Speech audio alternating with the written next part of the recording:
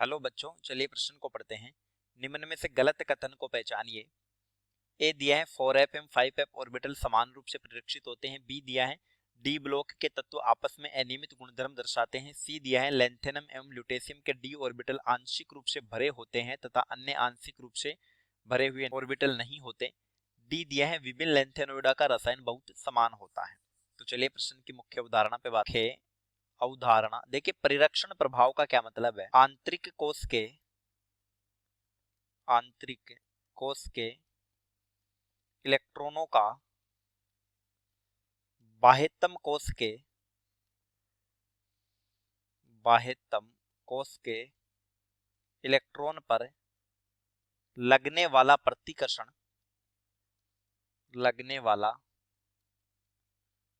प्रतिकर्षण परिरक्षण प्रभाव कहलाता है। परिरक्षण प्रभाव कहलाता है। अब देखिए, ए दिया है कि 4f एवं 5 ऑर्बिटल समान रूप से परिरक्षित होते हैं। तो समझते हैं ए को। देखिए, ये नाभिक होता है और नाभिक से जैसे जैसे हम दूर जाते हैं वैसे वैसे आकार बढ़ता है। ये 4f है, ये 5f है। 4f नाभिक के अधिक नजदीक है, नाभिक के अधिक नजदीक है तथा छोटे आकार के कारण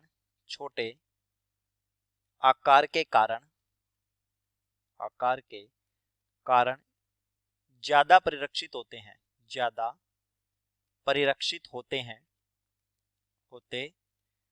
हैं अर्थात 5f का परिरक्षण प्रभाव दुर्बल होता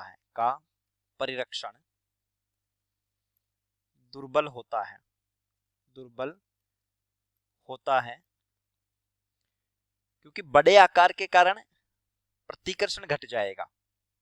तो ए जो कथन दिया है वो गलत हो जाता है और हमसे गलत कथन पूछा था। चलिए बी को समझते हैं। बी में दिया है कि डी ब्लॉक के तत्व आपस में अनियमित गुणधर्म दर्शाते हैं। सही कथन है, क्योंकि ये परिवर्तनशील ऑक्सीकरण अवस्था के कारण अलग अलग यौगिक बनाते हैं, अलग अलग गुणधर्म दर्शाते हैं। सी दिया है कि लेफ्टेनम एवं एलयू के डी ऑर्बिटल आंशिक रूप से भरे होते हैं। चलिए सी को देखते हैं। देखिए, लेफ्टेनम होता है 57, ये होता है 54 जीनोन। इसके बाद 3 इलेक्ट्रॉन भरे जाते हैं 5d1 6s2। यदि हम इलेक्ट्रॉनिक विन्यास देखें ल्यूटेशियम का तो ये होता है 71 और ये होता है 54 के बाद अब भरने हैं 17 इलेक्ट्रॉन, तो ये हो जाता है 4f14 5d1 6s2। दोनों के जो डी विन्यास है वो आंशिक भरे हैं और सही है, भी सही हो जाता है। डी में दिया है कि विभिन्न लैंथेनोइडों का रसायन बहुत समान होता है। ये भी सही कथन है, क्योंकि लैंथेनोइडों की जो सामान्य ऑक्सीकरण अवस्था होती है वो सबकी +3 होती है।